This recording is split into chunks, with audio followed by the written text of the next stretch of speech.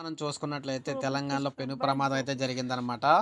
జంతువుల దాడిలో 15 గొర్రెలు అయితే మృతి చెందడం అయితే జరిగింది. సో, ఇప్పుడే మనకి కీలక అప్డేట్ అయితే రావడం జరిగింది. మనం వివరాల్లోకెళ్ళినట్లయితే తరిగొప్పల మండలం కేంద్రంలోని స్థానిక బేడ, బుడగ జంగాల కాలనీలో గుర్తు తెలియని జంతువు దాడిలో సుమారు 17 గొర్రెలైతే మృతి చెందాయన్నమాట. వివరాల్లోకి వెళ్తే మండల కేంద్రానికి చెందిన చెన్నూరి రమేష్ అనే రైతుకు చెందిన 80 గొర్రెలను మేపుకొని వచ్చి సాయంత్రం రోజువారీగా తన ఇంటి సమీపంలోని తన గొర్రెల దొడ్డిలో ఉంచి రాత్రి ఇంటికి వెళ్ళారు. రాత్రి 1 గంట సమయంలో ఎత్తైన వల లోపలకు గుర్తు తెలియని జంతువు చొరబడి వాడిపైన దాడైతే చేసిందనమాట. ఉదయం వచ్చి చూస్తే దొడ్డిలో తల్లి గొర్రెలు 10, గొర్రె పిల్లలు 7 దాడిలో మృత్యువాత పడి ఉన్నాయి. స్థానికులు పైన హైనా లేదా తోడేలు ఈ దాడికి పాల్పడి ఉంటుందని చెబుతున్నారు.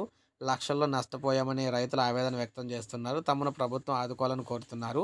అయితే ప్రజలందరూ కూడా అలర్ట్‌గా ఉండాలని కోరుతున్నారు. ఎందుకంటే రాత్రిపూట గుర్తు తెలియని జంతువు వచ్చి దాడి చేస్తుంది కాబట్టి తెలంగాణ ప్రజలందరూ కూడా అలర్ట్‌గా ఉండాలని చెప్తున్నారు. సో, ఇది మనకు అప్డేట్. ఒక లైక్ చేయండి, సబ్స్క్రైబ్ చేసుకోండి. మన ఛానల్ సబ్స్క్రైబ్ చేసుకోండి.